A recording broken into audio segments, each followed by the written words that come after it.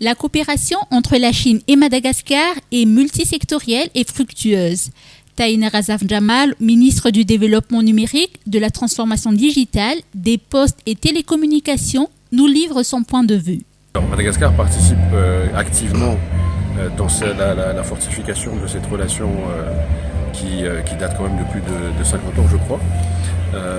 Aujourd'hui, au sein du ministère que je dirige, qui est le ministère en charge du développement numérique, des postes et des télécommunications, on a fait notamment, pour commémorer cette collaboration, on a fait une édition spéciale d'État. Mais au-delà de ce partenariat, on a un projet en termes de cybersécurité avec la Chine, avec un grand constructeur chinois, un projet de plus de 50 millions de dollars qui a été démarré il y a plus de 2 ans maintenant.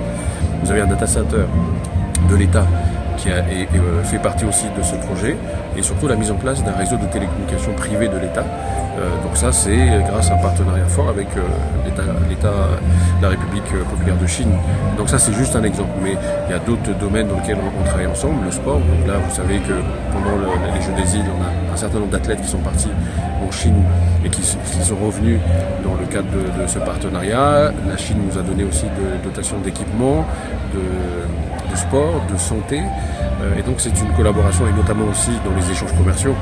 Donc il y a vraiment beaucoup de projets de l'État avec la République populaire de la Chine. Donc encore une fois, je vous dis aujourd'hui, même dans les routes, dans les infrastructures de route, vous connaissez très bien, donc c'est un partenaire incontournable pour l'État malagasy, cette collaboration et coopération avec la Chine.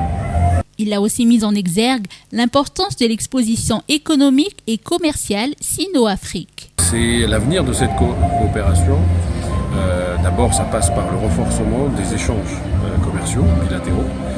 La Chine fait partie des premiers partenaires de Madagascar dans les échanges commerciaux, que ce soit d'investissement, d'aide publique, mais également vraiment de biens commerciaux. Donc pour moi, l'avenir passe par le renforcement de cette renforcement de capacité. Vous savez que la Chine aujourd'hui est une des premières grandes puissances mondiales, et donc on compte beaucoup avec ce partenaire pour avancer là-dessus. En même temps, cet événement est finalement le clou du spectacle, je veux dire, qui célèbre cette amitié et cette fraternité entre le peuple malagasy et le peuple chinois.